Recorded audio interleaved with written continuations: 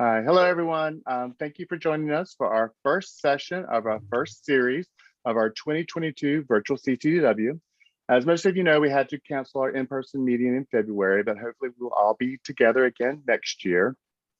This first series is going to focus on USTA Georgia programs, and this first session in particular is going to focus on junior team tennis.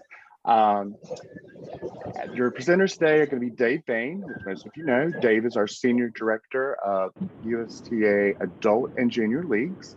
And for a lot of you, it's going to be the first time for you to meet our new Junior Team Tennis Coordinator, Elizabeth Beaver.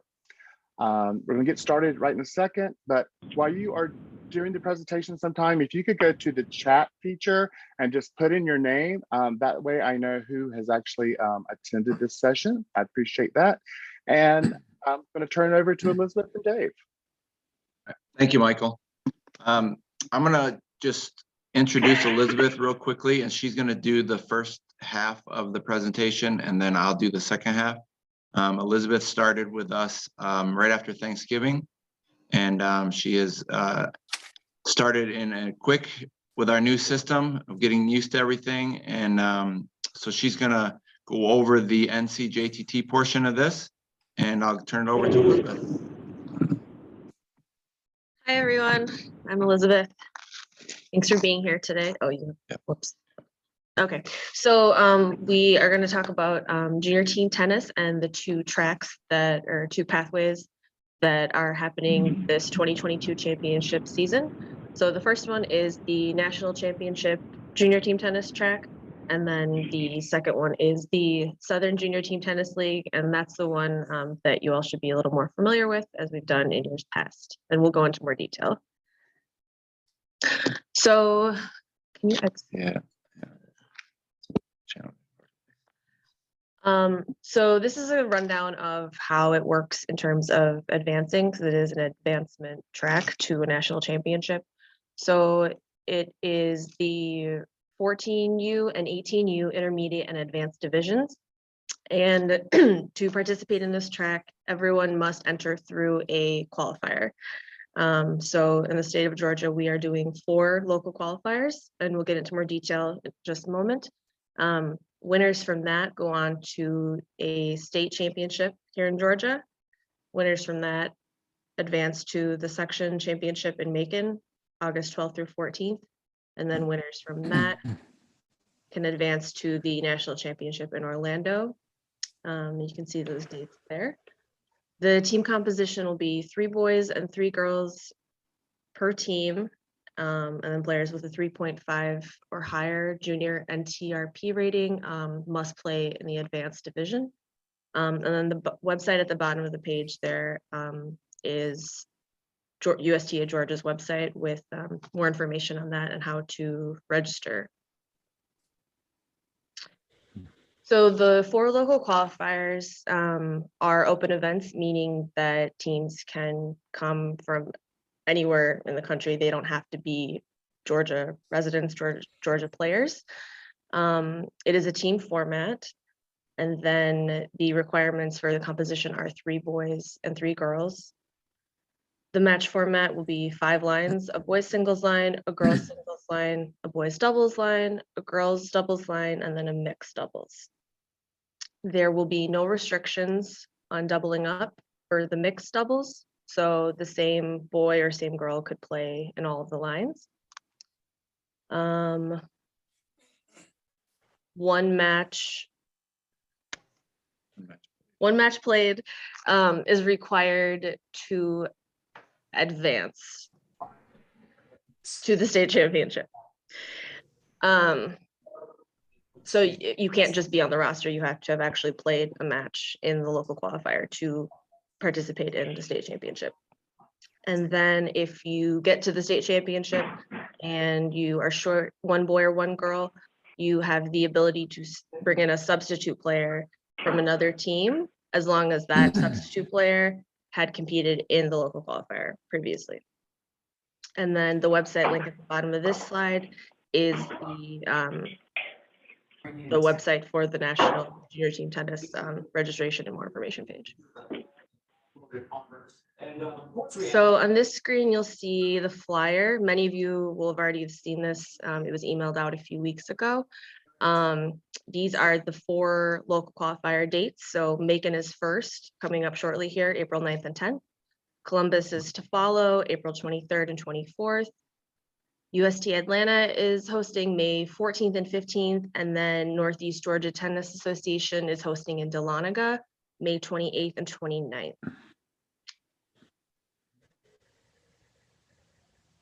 So then advancing out of the local qualifiers, we are having a Georgia State Championship, and that is going to be in Macon, June 25th and June 26th.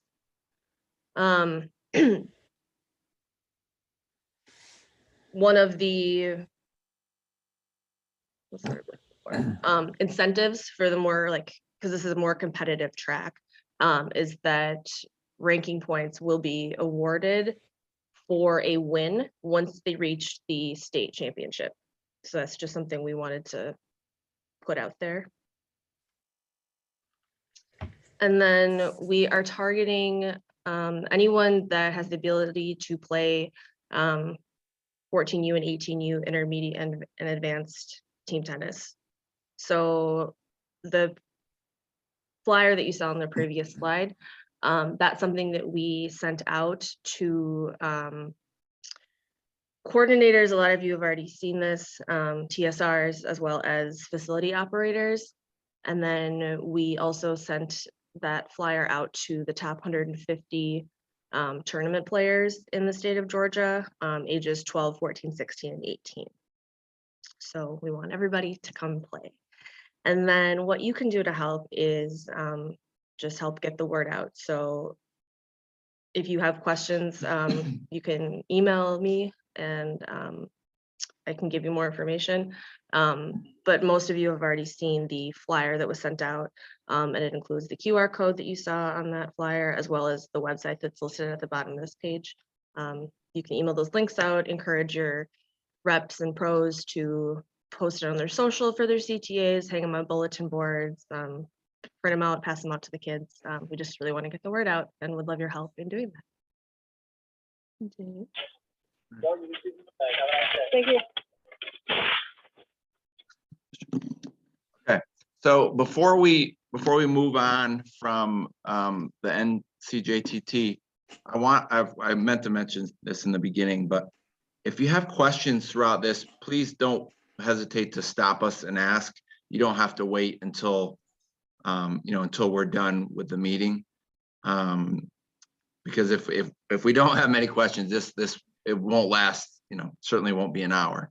But I know the NCJT is brand new. This is a brand new portion of junior team tennis that it actually was started last year in parts of the country, but the sections were given the option for 2021 if they wanted to continue the way that we had prior to that with our local track, or if we wanted to immediately start with the national track. In our section, because we have so much junior team tennis locally, we chose to stick with what we knew best. But starting with 2022, we didn't have an option. So this is our first go around with doing these qualifiers. I will tell you that in our section, most of the states, I think all but 2 others besides us, are simply doing their qualifier as a state championship. So they're not doing any local qualifiers. We were concerned about doing that with regards to that meant if kids were unavailable for that one weekend, then they weren't going to have an opportunity to participate in this. We had reached out a couple months ago to the 4 host CTAs about hosting this for us for this year. And so then we decided we wanted to try to do these events in the March, April, May timeframe, just based on when we needed to have our state championship, which was in June because of the sectionals timeframe. And it just happened to work out that we didn't do any in March, which was probably a good thing because we wouldn't have been ready. So they're going to be 2 in April and 2 in May. And these teams are not tied to a CTA. So when they register, they're going to just simply register under the program for this event, which will all be run under each individual's host CTAs. So, you know, when I realize that it's not necessarily something that is directly benefiting the other CTAs besides the ones that are hosting it. However, this is a great opportunity for your players. And I also think that this will help reach players that you may not have reached before, because they're doing this now in a 2-day window versus having to have been available for 4, 5, 6, 7 weeks of you running a local season. So Elizabeth talked about who we are targeting, and she referenced pretty much all juniors that are within those 14U, 18U, and ability is strong enough to be able to play intermediate and advanced. But for the first time, we really are targeting tournament players. This is a national championship track that the whole goal of this is for these teams to make it to nationals. So, I'm not really expecting, beginner players. I don't think it'll probably be that good of an experience for them. Certainly they can play if they're wanting to play up. But, this is really going to be targeting the more advanced level players, with the intent of them moving on. And Elizabeth referenced the 3 boys and 3 girls. That's the minimum. They just have to have at least 3 of each on the roster. They can certainly have more, but they just have to remember that during that local qualifier, the hope is that each qualifier will have at least 4 teams in each division. So they'd get 3 round robin matches, and then the winner would advance. Some of them may end up with 5. Some may, if we could get to 8, we'd probably do 2 groups of 4 with a final. But we're hoping to at least have 4 in each, which would give 3 team matches. So obviously this would be 3 opportunities to qualify a child. But I don't really expect teams to be too large with this. But we don't have any restrictions on maximums. We just have the restrictions on the minimums. So before we move on to the southern track, which is our local track, does anyone have any questions with what we've discussed on this new national championship track? Dave, I do. Okay. Hey, so if anybody can register, let's say there's tournament players that want to form a team. So do they just find an adult that's willing to sponsor them and register their team for one of these qualifiers? Yes, good question, Eva Marie. So as far as it being the national championship track, it's still run through Tennis Link, which for the junior side, their captain, their captain has to be Safe Play approved. And so then we would approve them as being a captain if they have not been one in the past. And so with each local qualifier on their specific websites, which you can get to from our website, or you can get to from the QR code that was in the flyer that was sent out, or the postcard that was mailed out. Each individual of the 4 host tournaments has a form on their website that a captain submits to, and it'll go to, let's say for the first one with the Macon Area Tennis Association. If I wanted to put a team together, I would fill out the form, get submitted to the host tournament director, Mary Kay McCullough. And then once I have submitted my deposit check, then she provides me the team number, which I then use to register the kids or give to the parents so that the kids can register. But in order for me to be assigned as the captain, I do have to be Safe Play approved, just like with any of our junior programs. So. Dave, there are several questions in the chat room. Okay. That need to be addressed. I actually had one of them, which is, where do you find that a kid is 3.5 or higher rated? Where do you go to look for that? So if when you go on Tennis Link, Mhm. And I will tell you, as you know, Julie, doing this for a while, very few kids have a JNTRP, you know, compared to what their hope was to start with. So if they don't have one, they're not required to have one. But if they do have one, which would be from tournament play and from prior junior team tennis play, if you go under the junior team tennis under the, I think it's either under junior team tennis or under the tournament side of Tennis Link, you can see find a rating. Okay. And they would just enter their name. Okay. But if there's questions, you can always reach out to us. Okay. So I found when I've been reaching out to different areas that a lot of the facilities are not aware of this format at all. I've reached out down into the Albany area up to Peachtree City. I know that we sent out the postcards and stuff to the players, but none of the pros that I'm finding out know anything about this format at all. So I don't know, you know, of a way to get them, because they're the ones that have the players that can organize the teams. So anyway, just a Yeah, food for thought there. Yeah, so we've given it to our TSRs to try to distribute to the facilities as they are visiting, as well as, you know, sending them out via email. You know, unfortunately, we don't really have a distribution list with facilities for us to send it to. You know, it's gonna, with the ones that we have sent them out.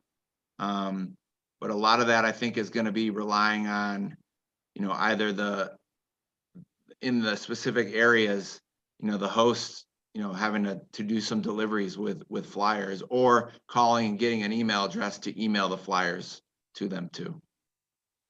So I'm just scrolling through the chat to get some of the questions. If you have a question that I haven't gotten to yet, feel free to just unmute yourself and ask the question. Chiquita, what locations? In Atlanta, they're doing it at South Fulton. Okay, I see Mark actually answered that. Thank you, Mark. Yep. Hey, I accidentally put a work message on it. Can you delete it for me? This is Joseph from Rome. I'm sorry, Joseph, you did what? I accidentally put a work message on that chat. Can you delete it for me? Or hide it? Oh, okay. All right, no problem. I'm sorry. That's all right. Yeah, I know Michael had asked me, Robin. I'll create the PDF, this presentation, and put it into a PDF. And that way it can be shared out to everybody instead of being in PowerPoint form, which is a little bit harder to send to people, and for people, if they don't have PowerPoint, they can't open it. Jennifer Lee, will the qualifier locations change or be in the same cities every year? I gotta think about how I'm gonna answer this since we're being recorded. I honestly, Jennifer, we don't know. This is a national program. At this point, I can't guarantee that this program is going to continue in the future. Once we know that, we will see. We will reach out to, if we have other places that would like to do it, we certainly will consider that. The places we chose were kind of, we try to pick ones that we're going to be able to reach the most area of the parts of our state. But we certainly could look at hosting one in another area in the future if there's a need for it, for sure. Okay, thank you. Yeah. Piggybacking off of that, the pros and facilitators that I've talked to actually really like this format. They said that they have tried to have leagues in their areas and haven't been able to run a season, but that they probably could get kids to come for a whole weekend. Just Right. FYI. Yeah, I think, you know, obviously, I think, as you know, Julie, as you're hosting one of these, it's just us getting it out to as many people as we can. And, you know, unfortunately, we don't all have the necessary databases that we can each individually. I would encourage everyone, you know, I know Lindsay at our office shared it through social media. I would encourage you to do the same thing through all of your local social media avenues, and as well as in your websites. You know, I think in this day and age, the social media side is going to hit people a lot quicker and more frequently than through the website. But either in all of them, and that's something that all of you can do for us. And if you need the flyer, you know, in a JPEG format or the PDF, we did email it the PDF, but we can also send that to you to be able to post to your social media sites. Karen Freilich from CSRITA, to clarify, I want to make sure that for those national teams, we are facilitating getting players, but not setting up teams. Is that correct? Well, you certainly could be the captain if you wanted to, Karen. But no, I would say your intent would be finding the coach or the parent that would like to be the administrator, just like they would for a local junior team tennis season. Because obviously, you know, for Augusta, they're going to have to travel to one of the tournaments. So the captain would, excuse me, would submit the form on the specific host tournament's website, and then to send in the deposit check. And that can obviously, the deposit check could come from one of the parents, doesn't have to necessarily come from pro or the captain. But in order for us to assign the person as the captain of the team and they get the team number, they just have to be safe play approved. Hopefully that answers that for you. All right, I think that's it for the questions. Oh, yes, thanks, Amanda. And one of our coworkers, Jane, who works with all of the high school programs, she has also shared the flyer with all of the high school coaches, because that's another big target players. You know, obviously the ones in March or in April probably would be a little bit harder for them because they're still in season. But hopefully the ones in May, you know, they will be done and be able to be able to put teams together. The 12U, if for those of you who remember, it was only 14U and 18U that ever advanced to nationals out of the JTT program to start with. I don't want to say from the national perspective, they just don't recognize 12U or 10U.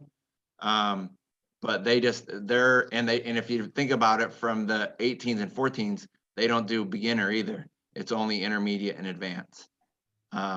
So it's not that it's changed, it's just what they've always had from an advancement standpoint. Okay. All right, so we'll move on if there's no other questions regarding the NCJTT. One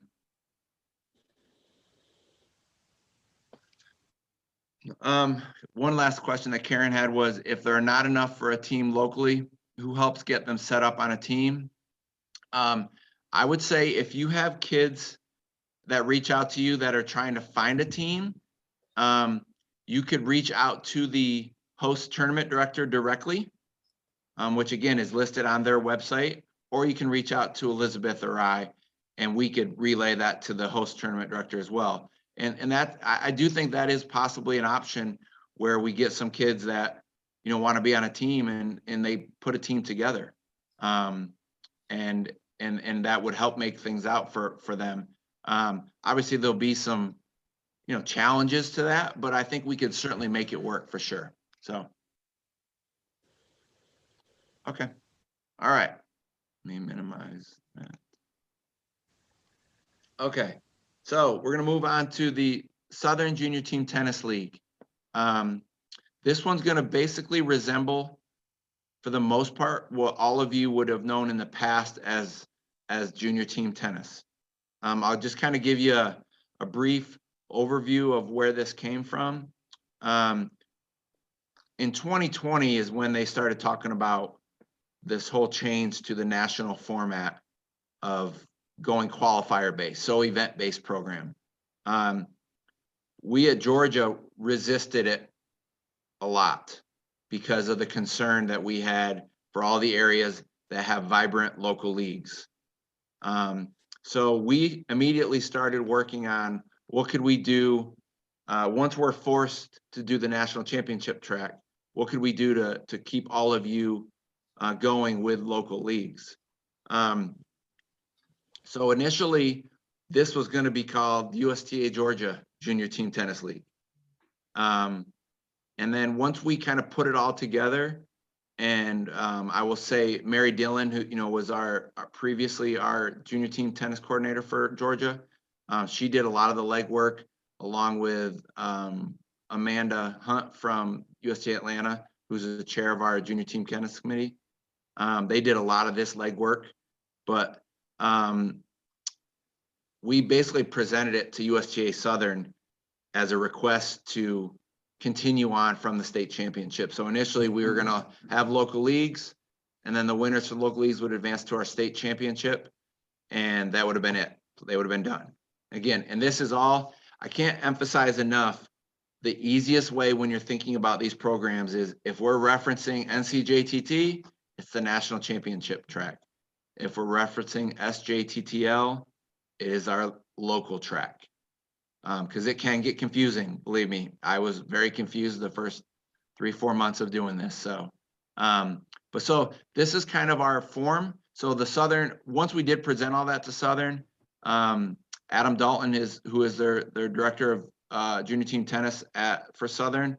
He jumped on board quickly and really pushed the Southern junior team tennis committee and the Southern board to offer this, because basically it meant there's going to be 2 sectional championships, one for NCJTT and one for the SJTTL.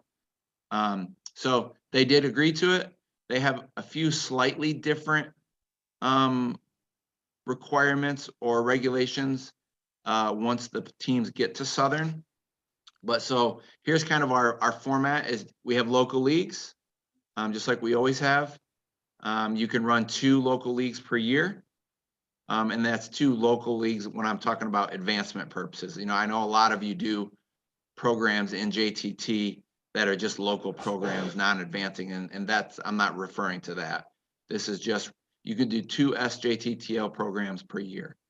The winners, or if you have, per our regulations, you meet the minimums for a number of teams, you may get more than 1 berth, but basically, when I say winners, that's what I'm talking about. Berths will advance to our state championship. We will continue for the SJTTL that if we have 14U and 18U advanced and there's only one, we don't have any local leagues throughout the state, then we would allow a CTA to send a team direct and do a local at state.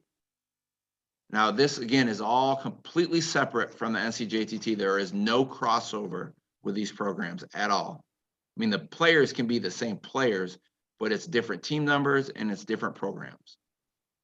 And then the winners from our state championship, which I'll have the dates of that as we get down a little bit. The winners of the state championships will advance to the SJTTL Southern Section Championship, which lucky enough for us in our state will be in Rome, Georgia. And it'll be September 3rd through the 5th. Hey, Dave, the state championship is still 12s, 14s, and 18s though, right? Yep, we're gonna touch on that in just a minute, Rebecca. Okay. Yep. All right, so you were reading my mind, Rebecca. It was the next slide. So when we refer to this program and everything I'm gonna kind of go over right now, and I'm not gonna read it verbatim, but everything that we go over, this is at championship.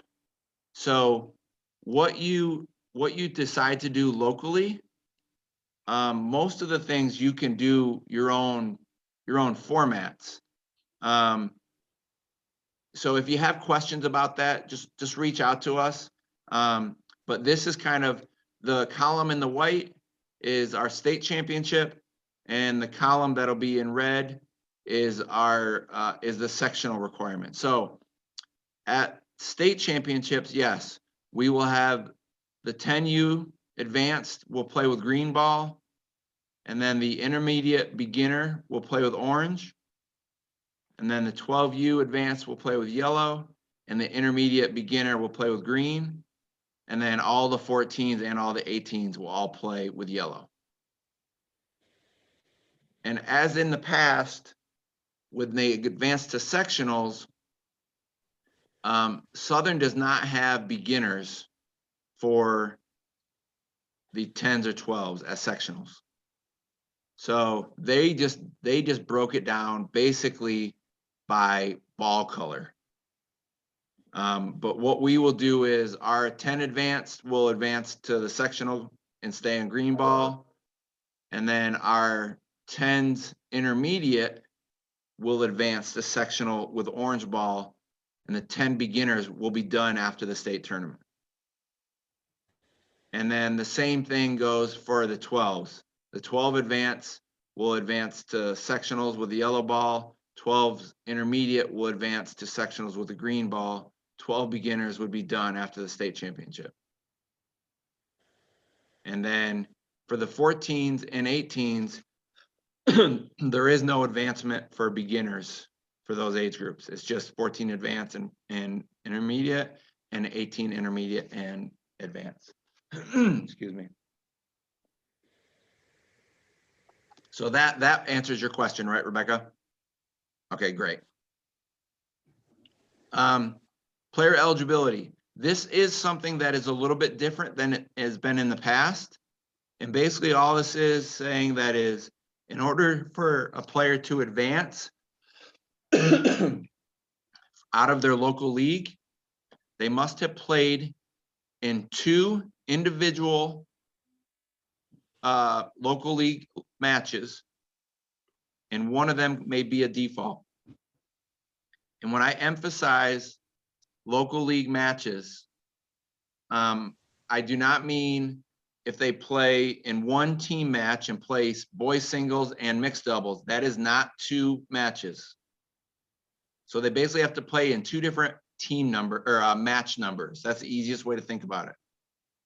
But the difference this year is one of those matches may be a default, where in the past they could not be a default. So as you see, we have the same requirements for sectional or state as sectionals. The team composition, 3 boys and 3 girls are required. But again, you can have more than that if you want to. The substitutions, we do have a little bit different from the national track with this is 1 boy and or 1 girl can replace somebody.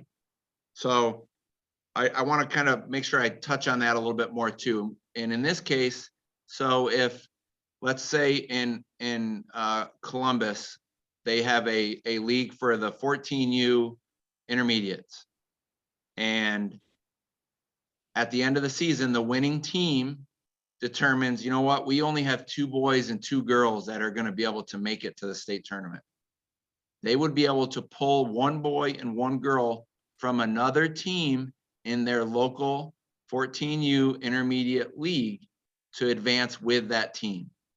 They can't go grab a player from Atlanta or from Macon. That doesn't work that way.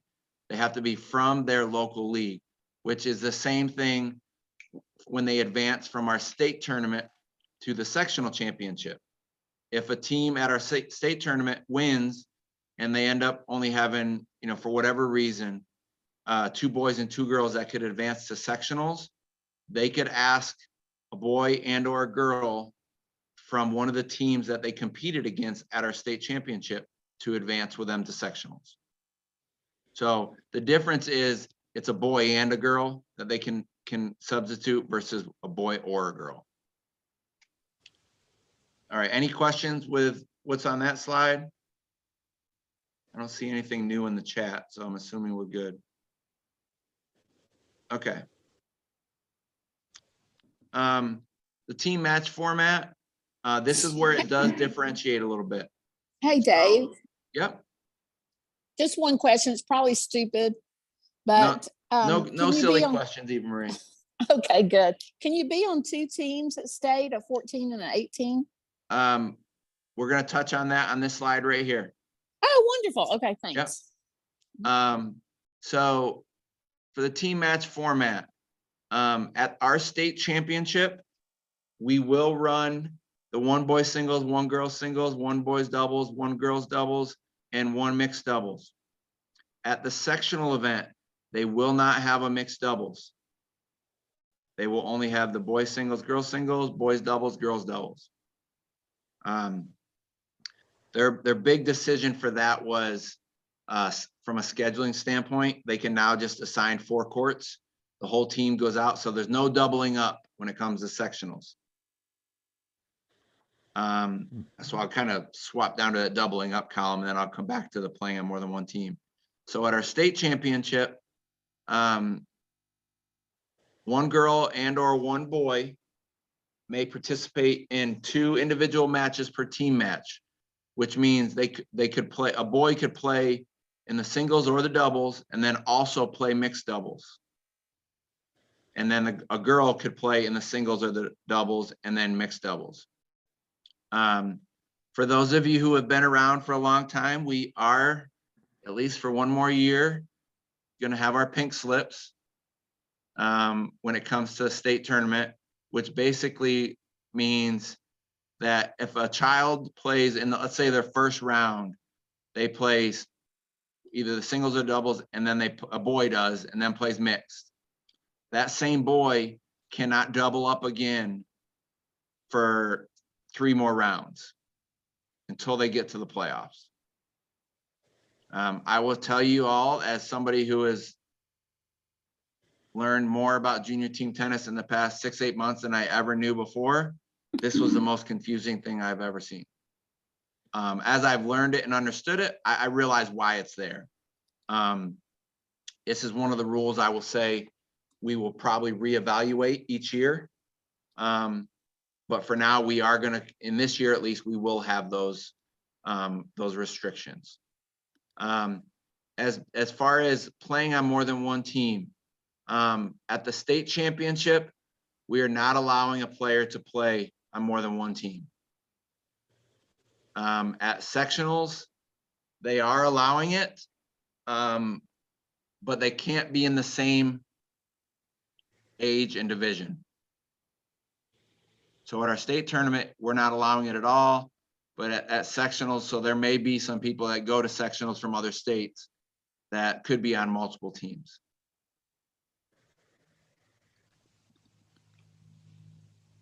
All right, no, so the question was, Rebecca's was, can a sub for a state come from a lower division? No, they have to come from the same, basically the same local league, the same division and league that the team is from.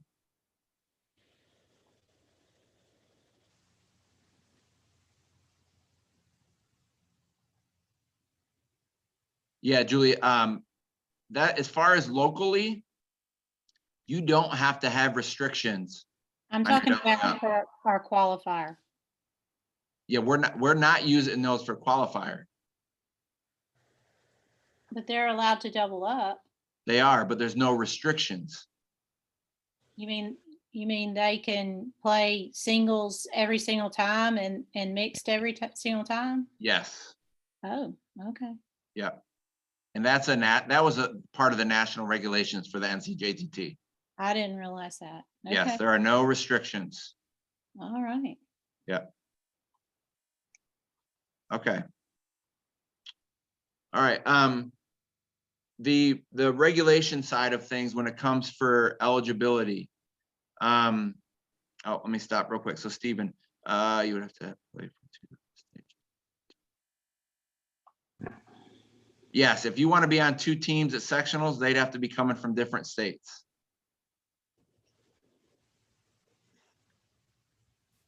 Okay, so on our website, we went along with USTA Southern when it comes to eligibility. And you'll see I wrote that the same as sectional requirements for the 18U, 16U, and 14U. And basically what that says, and I'll start with the 14U, is any player in the 14U space of the tournament world, who is ranked 1 to 1,500 nationally, which, as you all know, there are only now national lists. You know, they don't necessarily do them broken down, although we can get access to them, but you're not going to be ranked. You know, there will be, unless you're number 1 in the country, you're not number 1 in Georgia in theory. So if they're ranked in the top 1,500 in the 14U, they must play 14U advanced. And then in the 16U, if they're top 1,500, they must play, as you know, we don't have 16U in JTT, but they do in the tournament side. So if they're ranked in the top 1,500 in the 16s or the 18s, they must play 18U advanced. This is where we alter a little bit from Southern. For the 12U space, any player who is ranked in the top 650 must play 12U advanced. Now, the reports are all on our website. And the link is on the bottom. And when you go to that page, you'll see there's an eligibility link that you click to, and then it's all explained right there.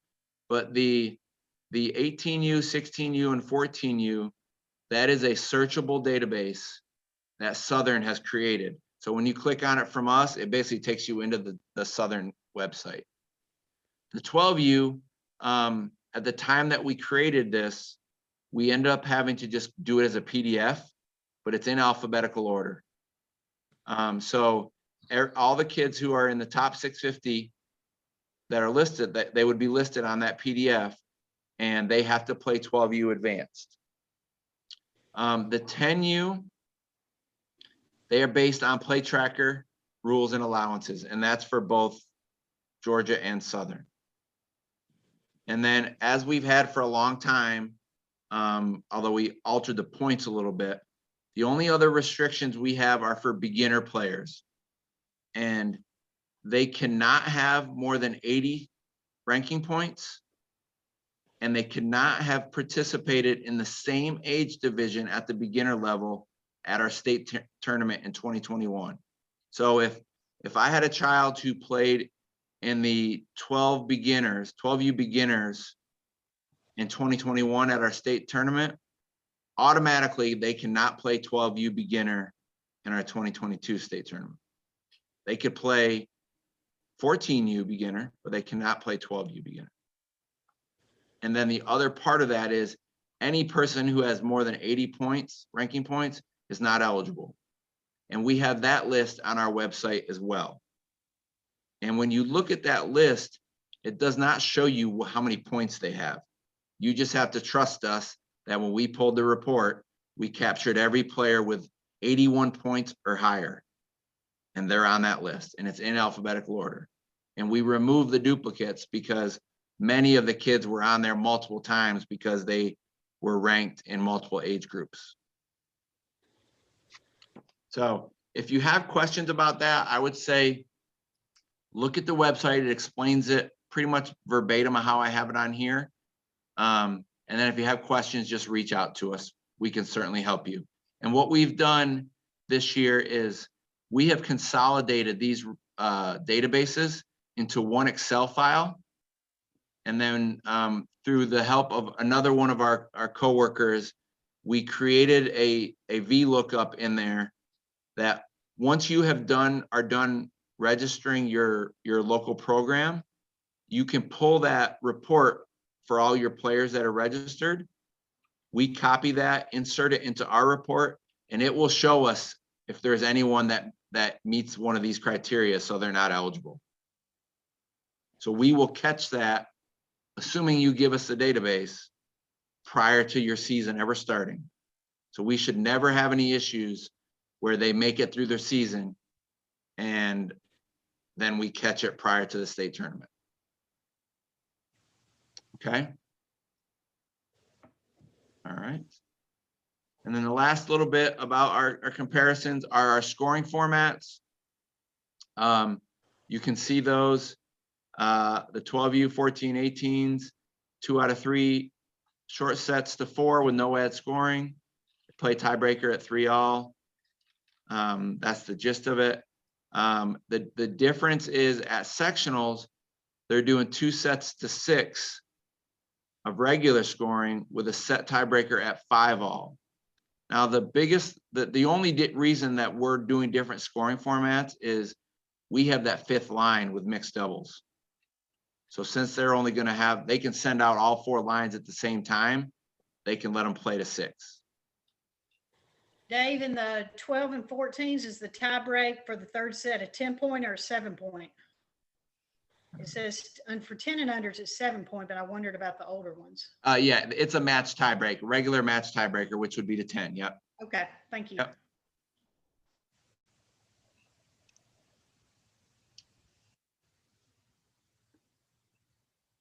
All right. Ball colors, as you'll see right there, I kind of touched on that in the very beginning, but that's the quick and easy. And then the last part, the tournament ranking points.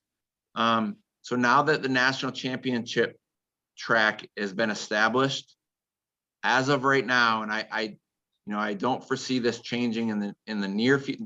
I certainly don't see it changing in 2022.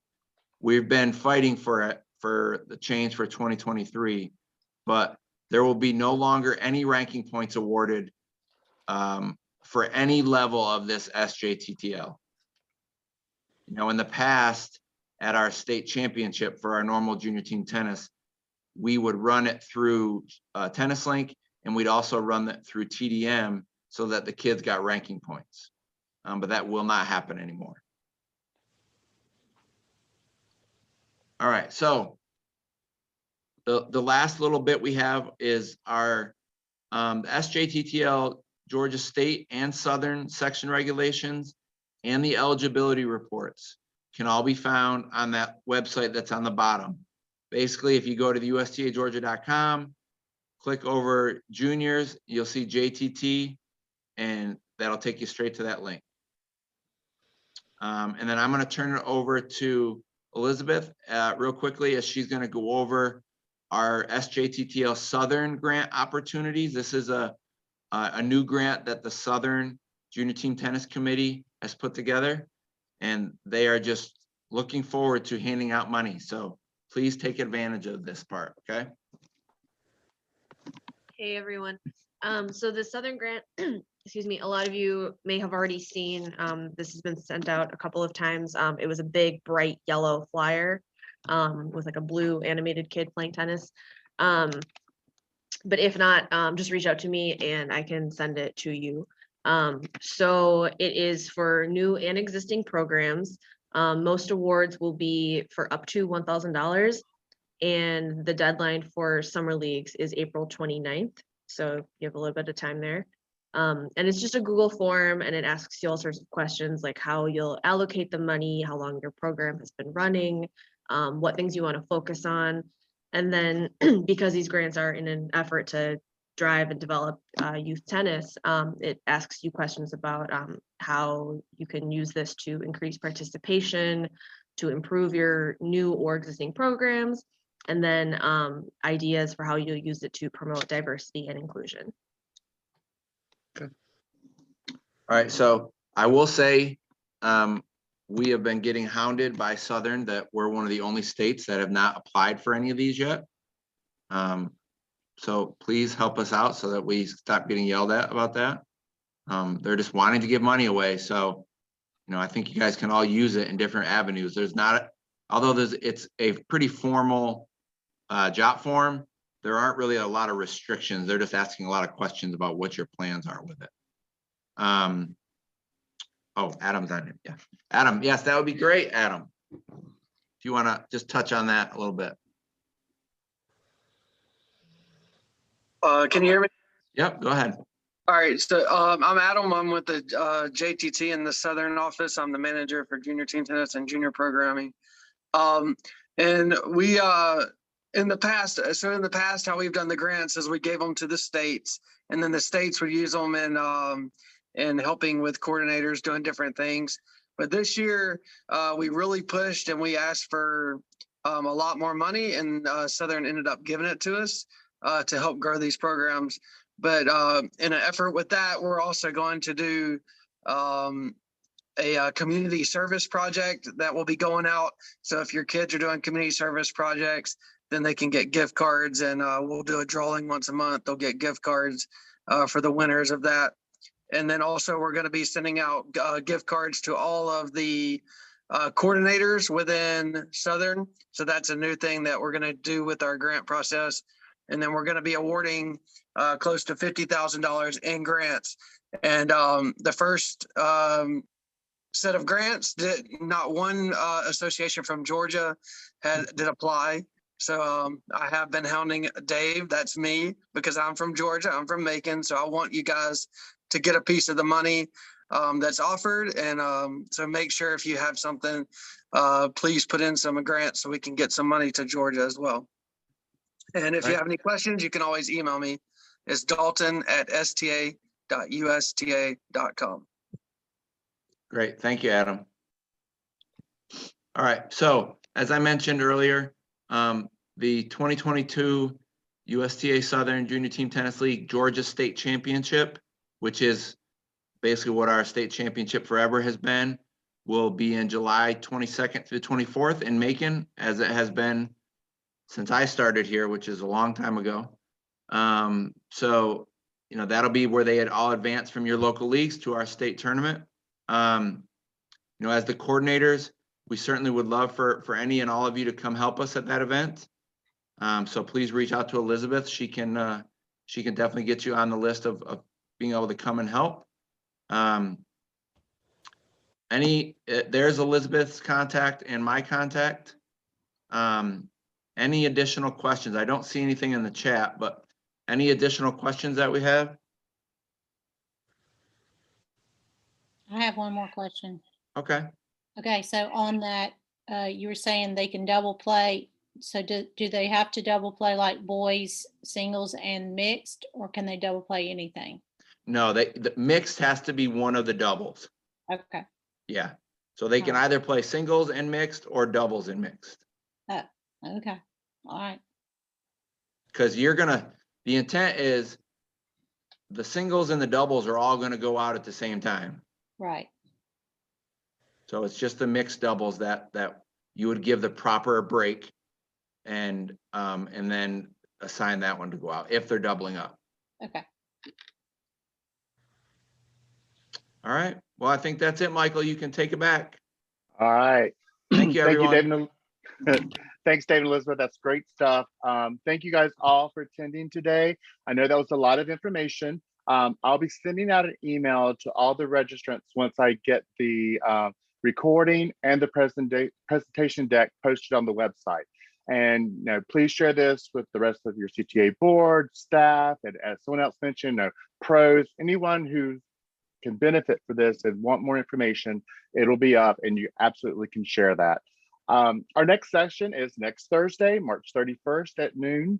The topic for that one is going to be the Tennis Apprentice Pathway. So make sure to join us for that. And that's it. We'll see you then and have a great weekend, everyone. Thank you again.